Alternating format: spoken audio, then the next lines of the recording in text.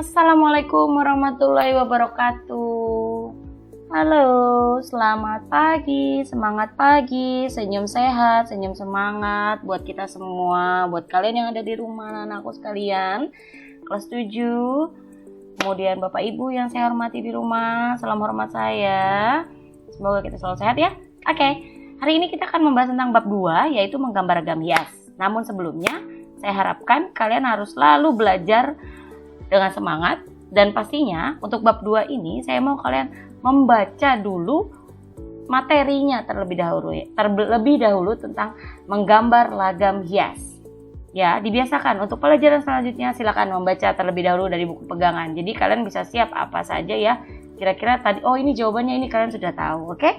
Dipersiapkan untuk pertemuan kita selanjutnya. Oke, menggambar ragam hias pada bab 2 ini. Seperti biasa, peta kompetensi pembelajarannya kalian harus tahu, yaitu ketika akan menggambar ragam hias, kalian harus tahu dulu motifnya. Kemudian nanti setelah kalian mengetahui motifnya, yaitu figuratif, geometris, fauna, flora, kalian juga harus tahu bentuk pola susunannya bagaimana, lalu teknik membuatnya itu seperti apa, alat dan bahannya tuh apa saja, itu masuk teknik dan alat bahan itu masuk dalam prosedur ya. Nah, alat dan bahan dalam menggambar ragam hias itu sama ketika menggambar pada umumnya. Saat ini nanti saya akan meminta kalian menggambar dengan menggunakan buku gambar A3 atau sketchbook silakan. Kemudian diberi warna, boleh menggunakan krayon, boleh menggunakan pensil warna, silakan yang ada di rumah. Untuk cat akrilik, kita akan gunakan itu sekitar November awal saja ya. Untuk saat ini saya mau, tapi kalau memangnya kalian ingin mencoba mencicil dari sekarang boleh. Siapa tahu minggu depan atau minggu depannya lagi saya akan menyebutkan perlengkapan apa saja yang harus kalian bawa, harus kalian mempersiapkan di rumah, kemudian kalian buat di rumah. Oke? Dah, sudah tahu alat bahan, motif, pola susunan untuk membuat ragam hias bagaimana, barulah kalian dapat menggambarnya. Tujuan pembelajaran kita, siswa harus mampu mengapresiasi dan berkreasi seni rupa. Yaitu, ayo kalian nanti harus mampu ya, menjelaskan keragaman pada ragam hias Indonesia, mengidentifikasi keunikan ragam hias Indonesia, kalian harus mampu mengeksplorasi ragam hias, flora, fauna, dan geometris dalam bentuk gambar, dan kalian harus mampu mengkomunikasikan hasil karya ragam hias, baik secara lisan maupun lisan. Jadi, mengkomunikasikan di sini kalian harus mampu memberitahukan kepada para penikmat gambar lukisan bahwa gambar kalian itu menceritakan apa, tentang apa, atau bersumber dari mana, dengan tema apa, misalnya seperti itu ya. Jadi kalian bisa mengkomunikasikannya. Misalnya suatu ketika kalian menggambar satu pegunungan. Nah, ketika nanti kalian akan mengkomunikasikannya, saya harapkan kalian membuat satu lukisan atau satu gambar ragam hias misalnya di dalam pegunungan itu, sehingga orang tahu, oh, ragam hias ya, di pegunungan itu ternyata ada ragam hias ya, ternyata sawah itu bisa dibentuk ragam hias ya. Ayo, ngerti nggak maksud Bu Raina? Jadi artinya ketika kalian membuat sebuah gambar khususnya tentang ragam hias, kalian nanti harus mampu menyampaikan, atau penikmat seni atau para yang melihat, seseorang siapapun yang melihat gambar kalian mengerti bahwa oh, yang namanya ragam hias itu seperti ini ya. Oh, ternyata ragam hias itu bentuknya macam-macam ya. Nah, itu saya harapkan kalian dapat memberikan hasil yang baik nantinya. Nah, setelah kalian tahu tujuan pembelajaran, minggu lalu saya sudah memberitahu pada bab 1 tentang kompetensi dasar ketika mempelajari seni rupa ya kan, meliputi KD pengetahuan dan keterampilan. Untuk bab 2 ini kalian harus mengetahui KD pengetahuan dengan KD 3.2, memahami prinsip prosedur menggambar gubahan flora, fauna, dan bentuk geometrik menjadi ragam hias. Silakan nanti kalian harus pahami bagaimana prinsip-prinsipnya, bagaimana prosedurnya, menggambarnya bagaimana. Gubahan di sini artinya adalah kalian mengkreasikan satu bentuk menjadi sesuatu yang baru.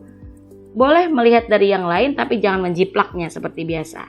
Keterampilannya, kalian harus mampu menggambar gubahan. Nah, di sini menggambarnya, soalnya tadi kamu dalam proses memahami di pengetahuan. Di keterampilan kamu menggambar gubahan, kreativitas yang tadi saya katakan di sini. Di keterampilan ini ketika kalian menggambar ragam hias pada buku gambar ya. Menggambar ragam hias itu sendiri sebetulnya susah gampang. Bu, saya nggak bisa gambar, Bu. Coba dibuat dengan sebagaimana petunjuknya, dibuat dengan semampunya kamu, asal jangan dibuatkan ya. Ayo, nomor 1 adalah kejujuran. Saya nggak mau kalian dibuatin, ya. Lebih bagus nilainya yang cukup dibandingkan nilai yang sangat baik tapi dibuatin orang itu. Saya tidak mau, saya tidak suka. Ya, saya akan lebih menghargai hasil karya kalian meskipun hasilnya tidak terlalu bagus. Oke? Ingat ya, jujur, dibuat sendiri. Apa yang kamu ketahui tentang ragam hias, Nak? Apa ya? Apa yang kamu ketahui tentang ragam hias? Macam-macam mungkin. Udah pernah lihat ragam hias itu bagaimana bentuknya? Oke. Ragam hias dibuat dengan tujuan mengisi kekosongan permukaan dari suatu karya seni. Ragam hias dikenal juga sebagai ornamen, merupakan salah satu bentuk seni rupa yang sangat melekat dengan identitas bangsa Indonesia. Pengertian ragam hias itu sendiri berasal dari kata ornare atau bahasa Yunani yang artinya hiasan atau menghias.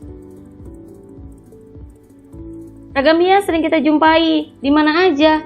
Ada pada kain. Udah punya kain gak di rumah? Coba dilihat. Motif kain yang bagaimana? Kain sarung. Ada tuh motif ragam hiasnya. Coba lihat kain sarung kalian, gambar motifnya apa?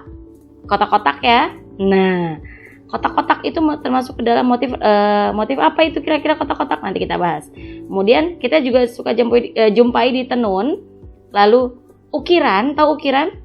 Pahatan yang ada di mana aja ukiran itu yang sering kalian lihat? Di mana?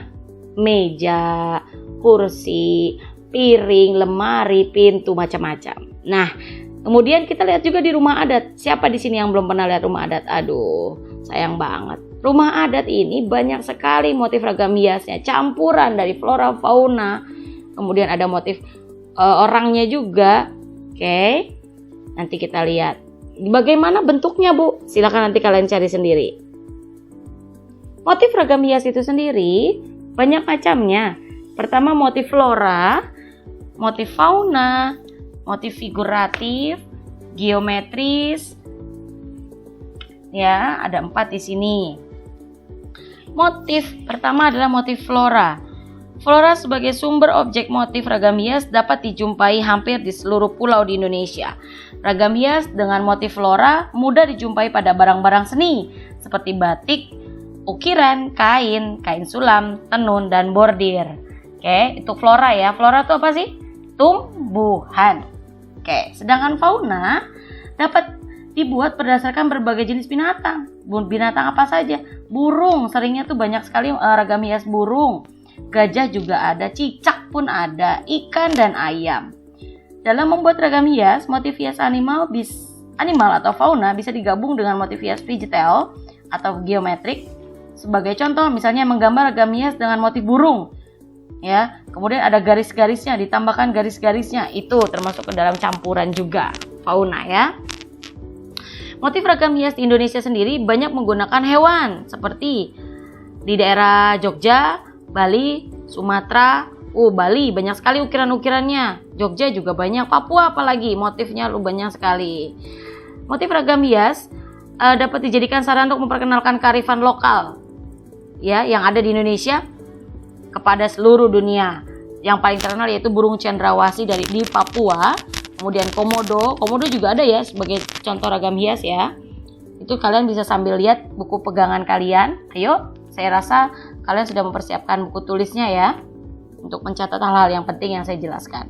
Kemudian ragam hias geometris. Ragam hias geometris ini terdiri dari 2, yaitu garis lurus, dan lengkung. Nah, ragam hias geometris ini merupakan motif hias yang dikembangkan dari bentuk-bentuk geometris dan kemudian digayakan atau diubah, kayak tadi digubah ya, sesuai dengan selera dan imajinasi pembuatnya.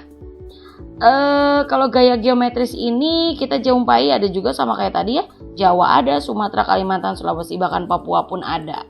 Geometris itu berupa garis-garis ya, itu. Sedangkan figuratif, di sini bentuk ragam hias figuratif berupa objek manusia yang digambar dengan mendapatkan pengayaan bentuk. Oke, ragam hias figuratif biasanya terdapat pada bahan tekstil maupun bahan kayu, yang proses pembuatannya dapat dilakukan dengan cara menggambar. Nih, figuratif. Kalau kalian lihat buku pegangan halaman 19 itu ada motif manusia. Tidak hanya itu saja, ini ada juga dari berbagai macam daerah motif figuratif ya. Ini salah satu contoh dari daerah Kalimantan. Ada lagi nanti dari, kalau kalian boleh cari silakan. Boleh dari Toraja, ada lagi motif figuratifnya. Oke. Kita lanjut ya.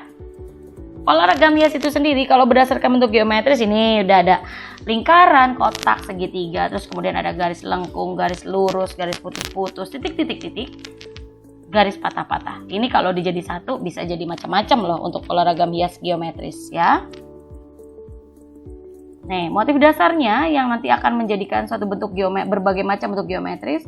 Situ ada coraknya nih, ada 2 corak. Corak lengkungan, kemudian corak kotak di sini berbentuk S, sama-sama berbentuk S, ya kan? Kemudian ada bentuk S sama bentuk seperti gagang ya, tipe pegangan gitu ya. Namanya corak mender, berbeda tampilan dalam bentuk penggabungan corak menghasilkan pola ragam berbagai macam. Jadi motif mender sebagai motif dasar untuk membuat geometrik. Nah, sebelah kanannya ada 4 garis, ini bisa juga kamu jadikan acuan atau mungkin ini sudah ada untuk dijadikan dasar untuk menggambar motif geometris. Garisnya seperti ini. Ada beberapa contoh pada kain yang seperti ini. Silakan nanti kalian buat lagi, boleh. Teknik membuat ragam hias itu sendiri terdiri dari stilasi, deformasi, distorsi, dekonstruksi. Apa itu stilasi? Apa itu deformasi? Tugas kalian ini nanti. Silakan dicari pengertian ini, ditulis di buku tulis ya. Jangan lupa. Nah, sampai di sini tidak ada yang pertanyaan ya. Kalau ada yang bertanya silakan nanya di Google Classroom atau di WhatsApp grup kita. Namun saya harapkan pertanyaan kalian benar-benar hal yang tidak kalian pahami. Jangan sampai hal-hal yang kalian pahami atau mungkin belum teliti kalian membaca dan memang kalian tidak paham karena tidak membacanya dengan teliti. Jadi kalian nanyanya, ayo. Makanya ketika ingin bertanya diteliti dulu baru boleh bertanya. Ini tugasnya ada 2. Wah, ini sorry. Yang pertama, mencari pengertian dibuat di buku tulis tentang stilasi, deformasi, distorsi, dan deskonstruksi. Ini dicatat saja di buku tulis nanti. Kemudian tugas yang kedua yaitu membuat gambar, artinya membuat satu gambar ragam hias Nusantara yang ada di Indonesia pada buku gambar A3 dengan tema bebas. Boleh gabungan geometris figuratif, boleh gabungan flora dan fauna, terserah. Nah, tugasnya ini baik yang pertama menggambar, mencari pengertian ini kan di buku gambar ya, di buku tulis ya, tulisnya ya stilasi, deformasi. Tugas yang pertama kalian foto, kalian kirim di Google Classroom. Yang kedua ini pun sama, membuat satu motif ragam hias di buku gambar. Setelah kalian buat diberi warna, difoto, dikirim juga di GC. Oke? Sampai di sini tanya karena tidak ada. Saya harapkan kalian paham. Sampai di sini dulu. Assalamualaikum warahmatullahi wabarakatuh. Jangan lupa selalu semangat ya. Jaga kesehatan, tidak usah keluar rumah apabila tidak terlalu penting. Bye.